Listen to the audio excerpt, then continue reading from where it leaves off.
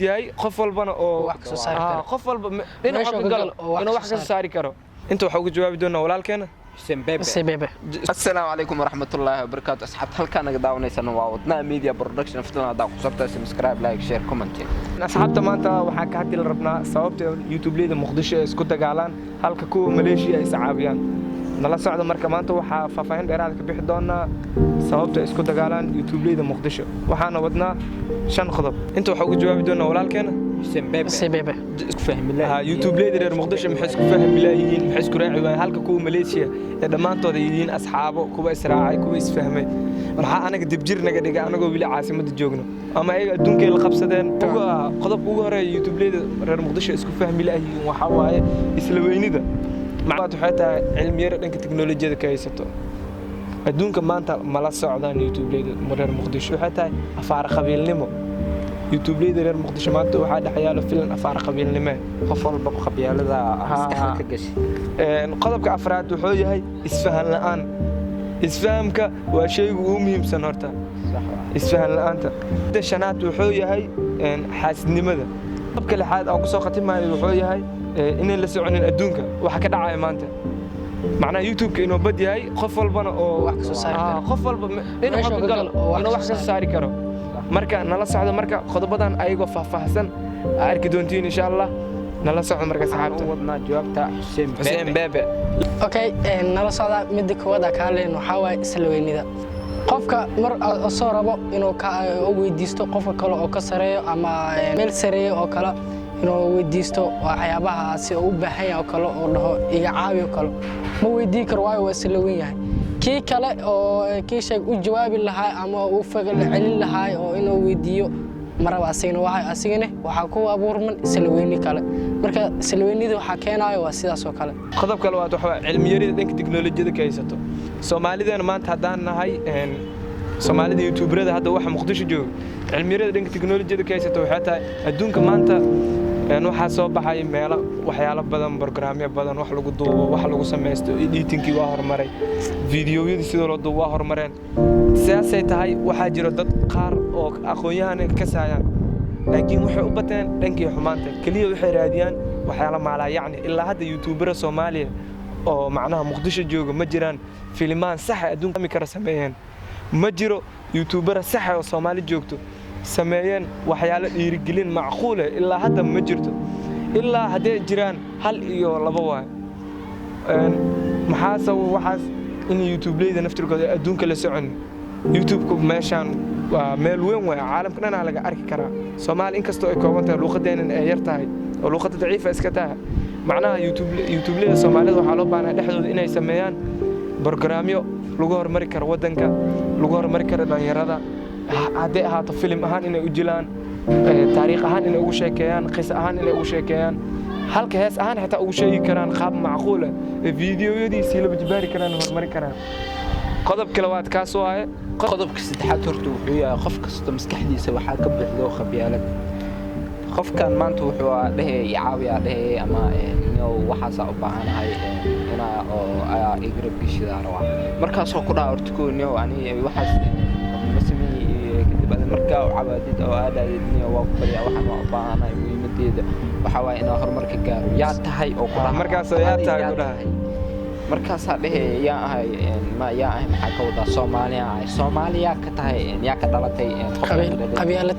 qofka ka dhalatay macnaha aqoonsiga xitaa ma ka wado yaa tahay rebel ah markaa dhahay oo ku dhaha xitaa macnaha inuu kugu sii adkeena waya asoo wax ku qaban karo aqoonti leh ama si kale leh oo kugu sii adkeena oo ku sii dhaha yaa tahay marka u sheegtid oo haddana ku sii dhaha yaa ka sii tahay qodobka afraad wuxuu yahay isfahan la'aanta waxa keenaya labada qof ayuu isku baahan ay wax isku qabaneen waayo waxa keenaya kibirka labada qof waxa loogu baahan yahay inay is garab qabtaan waxay isku fahmaan waxay kala fiican yihiin oo kale inay isku qabtaan nin walba wuxuu ku sareeyo oo ninka kale uu sii qabto kan kale kan ka sii hoose inuu sii qabto waxa kale saasay tahay waxa sii keenayo waa kibir marka doo joogo meesha wax hagaagayo YouTube-ley tahay waxa YouTube oo maxaa la heerka ku gaarsiiyay waa dadka hadii kan maanta soo socdo garab siisid macnaha adiga waxa dadka ka dhigay subscribe-ka wax ku saaray dadka waa kan kaa dambeeyana inaa caabisid wax badan oo samaysid dadkaas dee subscribe kaa laabtaan brother maalinta dambe ilbaabkaan oo fadhiisanay qodobka shanaad wuxuu yahay ka hadli doono xaasidnimada ugu horreyn horta youtuberada Soomaalida waxay yihiin xaasidnimo macnaha qofka asoo jaanis badan ku haayo waqti ku hori karo horta ma la dhigi karo qofka badankooda jaanis oo haayo laakiin asoo jaanis helayo waxyaalo qaar ka caawin karo asoo xaafadu kula degan xitaa mid xaafada isla degantiin xitaa aadahayniyo saana si iga xitaa hadal ahaan u weydiisay barnaamijkaas oo baahanay maxaa uu samaysan karaa oo ku dhaha mayaniyo waqti ma haayo saan waay asoo ku dhigi karo application-kaas isticmaal ila maanta YouTube-ka hadda adduunka ma hadda haddii Soomaaliya qortid sida wax loo sameeyo kuwa qaar ma arkaysid laakiin adduunka how to haddii dhahayd boqolaal ku soo baxaya laakiin taas waa xaasidnimada isugu dhagan yihiin sababtay isugu dhagan yihiin intaas waa horta disho qof walba wuxuu isdhahay qofkaas hadaa caawisid birigu kugu sheegana hadda mid kale Soomaalida u badan youtuberada Soomaalida oo reer Muqdisho macnaha qofkaas in cod liska duubo macnaha qofka kale isku day inuu bahdilo baraada booska aad joogtid dadka ku gaarsiiyaan waxba ka cabsanayna gaaro wuxuu isdhahay ninkan oo dhahayo way caawi cod camal oo duuba hadhooti wuxuu isdhahay markuu heer oo gaaro ninkaas ana caawi muxuu ahaa camal asalkiisa hore qof soo caawi adiga xitaa dadka ku soo caawiyeen wax subscribe ku saar dadka waa dadka de kala laabtaan baraada gurigaaga aadeen naftirka xitaa meesha joogtay masii joogaysa daa wax fiican sameysmaan waxa laga yaabaa in horumar qofka markaa garab siisid laakiin hadii xaasinimo kala de kugu saleysantaa kale masii soconayso waa meeshaada taagnaanaysa laakiin wax fiican oo wanaag oo sameysatid waxa laga yaabaa inaad si horumartid oo meesha joogtay meel ka sii marag badan marka YouTube-leyda Soomaalida khaasatan kuwa reer Muqdisho aysan ogeyn wuxuu yahay YouTube-kana aad u jeedin bada qof walba dhinaca ka kala maanta malaay wax hore uga saar kara ama ku hel ama ku qad kuwa bada joogan badana way is caawiyaan laakiin YouTube-ka wuxuu yahay meeshaas ma aha meel oo macnaha iska lacag iska sameey adig gal dhinaca ka gal xirfadaada la tag waxaaga la tag waa ku guuleysanay laakiin ha isdhiin macnaha kaligeyga khaas yahay Soomaali ahaan markii la dhaho boqol intaas oo milyan dad inta hal qof shakhsi ku xiran ma jira hadan Soomaali Muqdisho joogo intaas oo milyan ku xiran sabab aw marka dadkeena mar luuqadeena iyo hadee hooseysa xitaa fahamkeena inay dadka fiirsadaan anaga filmaanta kale waa fiirsanaa sax ujeeda u fiirsanaa waxa anagoo luuqadooda aan fahmayna xitaa barnaamijyo kale ka fiirsanaa macnaha markii wax baranayna xitaa youtuberada kale ka baranayno luuqad kale ku baranaa markii YouTube waxa raadinaysa how to sound wax marka wax ka laabo ingiriisi ku raadinaysa Soomaali ma marka Soomaalidan waxa ani ahaan ku dhiirigelinaa waxay tahay in qaabka hadda la wado la bedelo 90 ka anaga hadda isku dhaganahay ma jiro wax horumar ah